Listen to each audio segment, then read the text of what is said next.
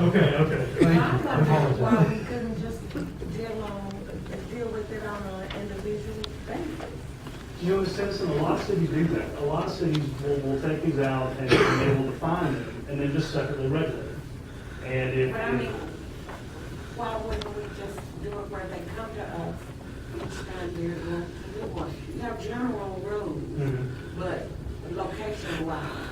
Well, the problem with that is whenever we're issuing a certificate of occupancy for a business in our department, we look in our zoning ordinance and we see, okay, what type of business is this? Okay, it's a massage parlor. Okay, we look in our definitions, do we define what a massage parlor is? If we don't, there's a lot of subjectivity there that staff has to go through. The zoning ordinance allows staff flexibility to be able to, well, I think a massage parlor is similar to a spa, so thereby the same rules that apply to a spa will apply to a massage parlor. Zoning ordinance gives staff that flexibility. The benefit here is just to make it easier on staff to put in. When some of these more controversial businesses want to locate a label, it gives staff an opportunity to be able to look in definitions, takes away the subjectivity of it. That's the main goal. You know, Lance, I used to manage a plant over in McKinney, Fisher Controls, and that's Emerson Electric, and I'm learning something from reading this stuff. I didn't know what a head shop was. But then I read the definition, and it scared me even more. But, if I had a plant sitting there with, and Emerson Electric was one of the top 100 companies in the country, and you look out and say, oh yeah, you can have a head shop next door to you.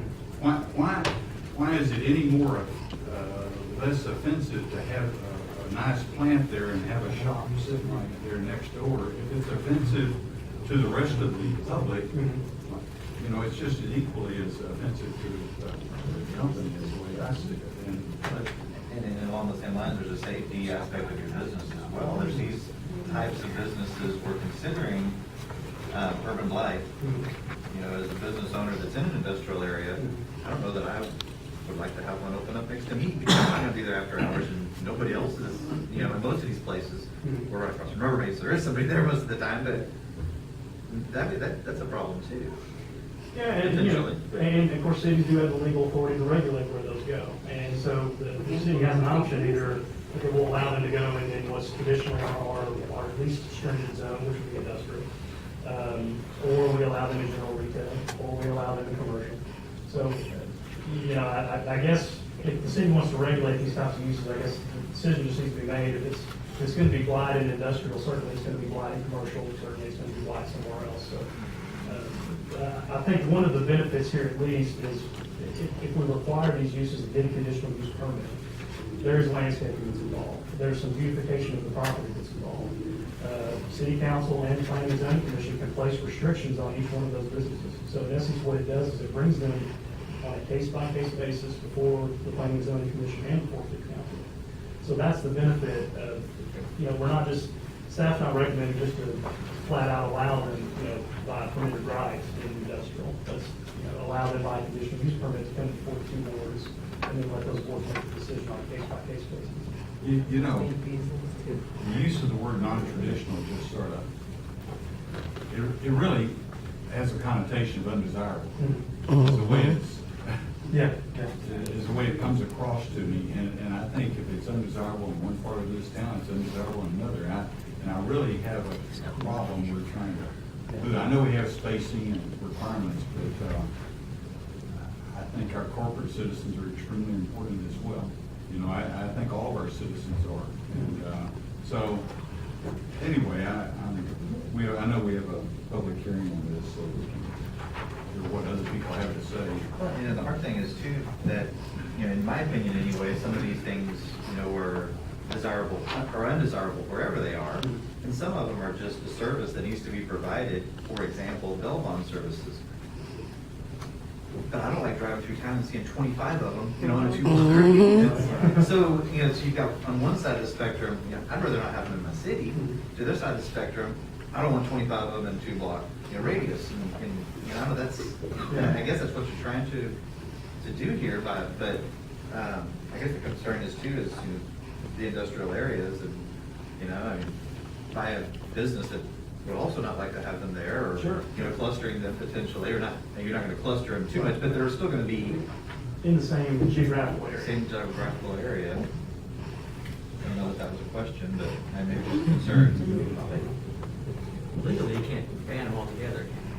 So you're just trying to make it as restricted as possible. That was I'm in agreement with your ordinance here. I think it's well done. And I have seen the non-traditional business definition before.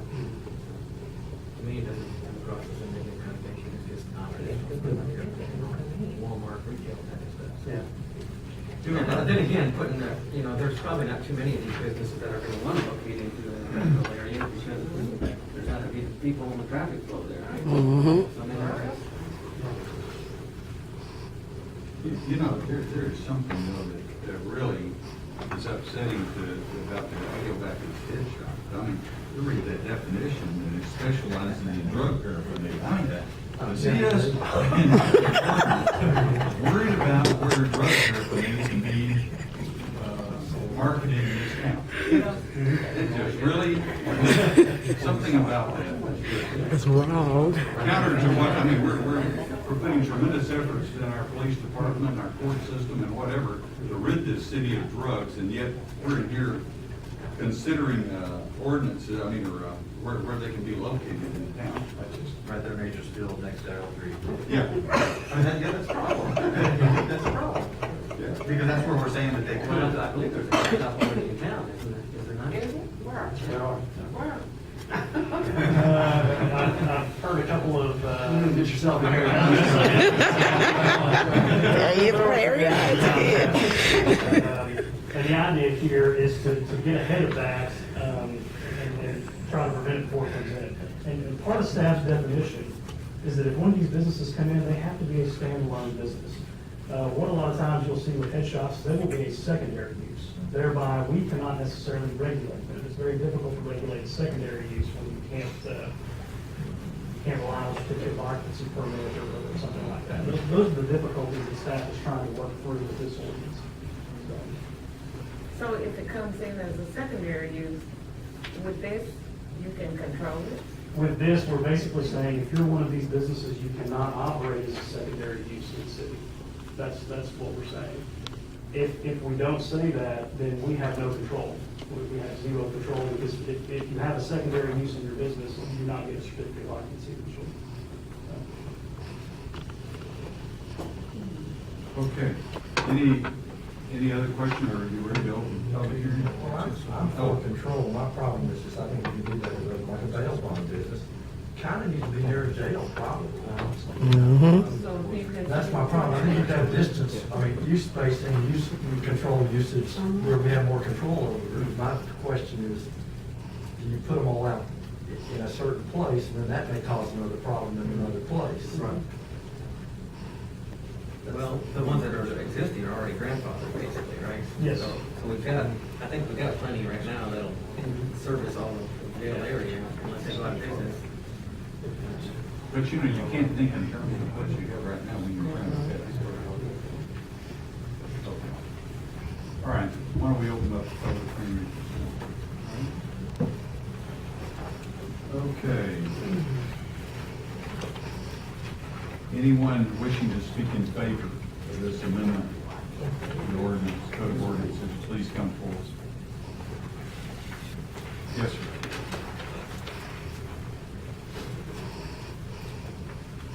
My name's John Kelso, I'm 3503 Pine Meadows. I don't know a lot about this, haven't read it, but just hearing what you're saying, I'm in full agreement with this, and, it sounds like you're worried about the industrial businesses in our town, worried about what's going to be next to them. I'm just as concerned about the citizens that live downtown being concerned with what's located next to them. If you're going to have to regulate it, you need to have it in a way where you don't have 20 in a row. That's what I see. That's the biggest benefit I hear from this, is you want to spread them out. Doesn't matter which geographic area in the town they're at, but you need to spread them out. It's just like we don't need a bunch of mobile home businesses all down I-30 like we used to have. We don't need 10 tattoo parlors all in a row. I think sounds like a real good idea. I mean, you're going to have to do something. And we did do that with the alternative financial services, that's the way we did treat it. That's good, because we don't need a bunch of them all lined up. So. Anyone else?